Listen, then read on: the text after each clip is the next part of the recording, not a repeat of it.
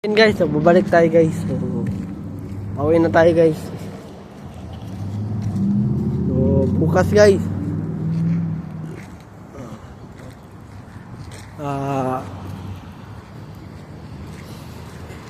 Pupunta tayo doon sa sabing location nila guys na 10305 street guys. Ayun guys. Saka na tayo guys. Tawid na tayo guys. Check na lang guys. Ayun guys. Pasensya na guys kung malikot yung camera guys kasi malapit na kasi yung time. Ayun guys. Ngayon naglalakad tayo. Pauwi na tayo sa atin guys. So kanina may nakita kong nagmotor guys. Pero mas the best pa rin yung motor ng Pinas kaysa dito. Kasi yung motor sa Pinas maingay. Dito tahimik lang guys.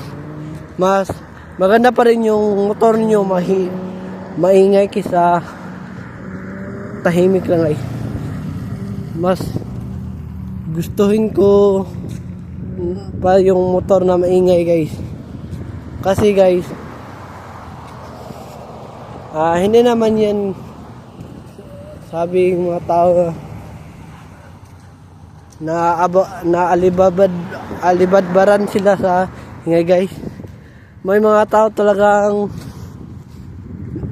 OA guys, napaka-arte na gusto nila na dapat yung maingay na motor dapat bawalan yan. Bakit ba bininta yung motor na maingay kung mga tao ang arte? Gusto kasi nila tahimik na motor. Hindi dapat.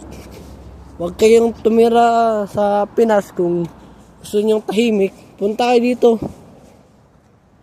May mga taong arte talaga guys na gusto nila na tahimik na motor, hindi ingay guys. So kapag may pera na tayo guys, mag-ipon ako na bibili ako ng motor guys, yung big bike. Kagaya ni Von Ordona guys, na vlogger guys, yung 4,000 kalimutan ko na. Basta yung presyo yung natatandaan ko guys, 400,000 daw yun guys. So, yan guys, bibili ako niyan guys.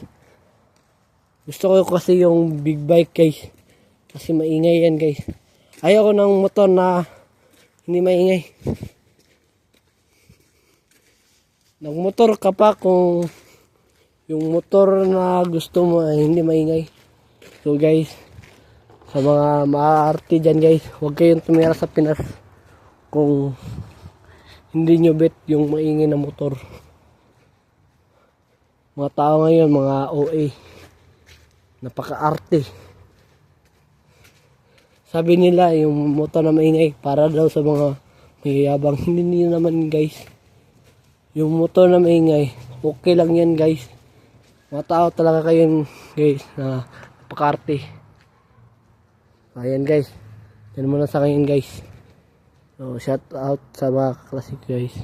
Sa hindi pa nakasubscribe sa YouTube channel, please subscribe my YouTube channel and Karaldi.